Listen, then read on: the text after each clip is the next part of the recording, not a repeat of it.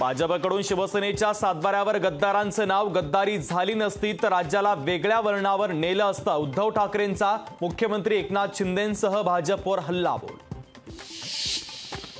महाविकास आघाडीचा 48 जागा जिंकण्याचा दावा हास्यास्पद. काँग्रेस हिंदूंची संपत्ती काढून मुस्लिमांना देणार, यावर गप्प का? बावनकुळेंचा उद्धव ठाकरेंना थेट सवाल. आम्ही करोडो कुटुंबांना लखपती बनवणार, गरीब कुटुंबातील एका महिलेला 1 लाख रुपये देणार. राहुल गांधींकडून अमरावतीमध्ये आश्वासनांची खैरात. माझ्या आईचं मंगळसूत्र देशासाठी शहीद झालं, प्रियंका गांधींचं पंतप्रधान नरेंद्र मोदी यांना सडेतोड उत्तर. उदयनराजेंच्या निशाण्यावर पुन्हा एकदा शशिकांत शिंदे. शशिकांत शिंदेंनी कृषी बाजार समिती घोटाळा केलाय. शशिकांत शिंदेंनी घोटाळा केला, यावर उदयनराजे ठाम. विशाल पाटील पैलवान झाले तर महाराष्ट्रातल्या पैलवानांनी तालमी सोडून घरी जायला पाहिजे. चंद्रहार पाटलांची विशाल पाटलांवर टीका.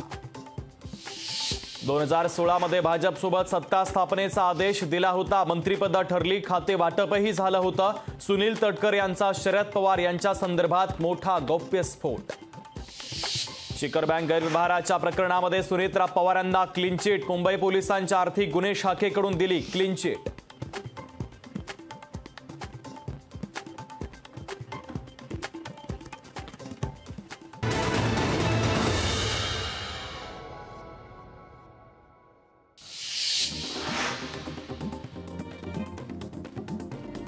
मुंबईतील पत्राचा पुनर्विकास प्रकरणी 73.62 कोटी रुपयांची मालमत्ता ईडीकडून जप्त. प्रवीण राऊतांची पालघर आणि दापोलीतील मालमत्ता केली जप्त.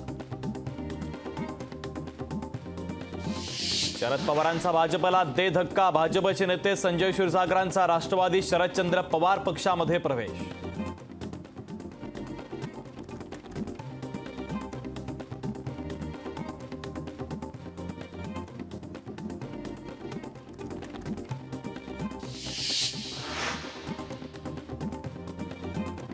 मुख्यमंत्री एकनाथ शिंदे उद्या छत्रपती संभाजीनगरच्या दौऱ्यावर. शिंदे कार्यकर्त्यांसोबत घेणार आढावा बैठक. रावेर लोकसभा मतदारसंघातील महाविकास आघाडीच्या उमेदवारांनी भरला उमेदवारी अर्ज. संजय राऊत, जयंत पाटील, जितेंद्र आव्हाडांच्या उपस्थितीमध्ये उमेदवारांनी भरले उमेदवारी अर्ज. प्रकाश आंबेडकर, शाहू छत्रपतींना सहकार्य करण्याचा विचार करावा. मनोज जरांगे पाटलांचं मराठा समाजाला आवाहन.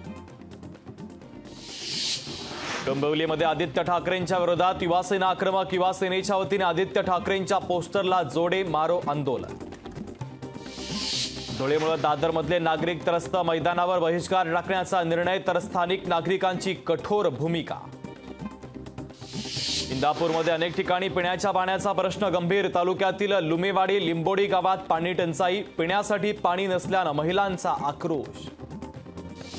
छत्रपती संभाजीनगर मालेगाव महामार्गावर वाहनांचा तिहेरी अपघात. अपघातामध्ये 12 जण जखमी. सुदैवानं कोणतीही जीवितहानी नाही.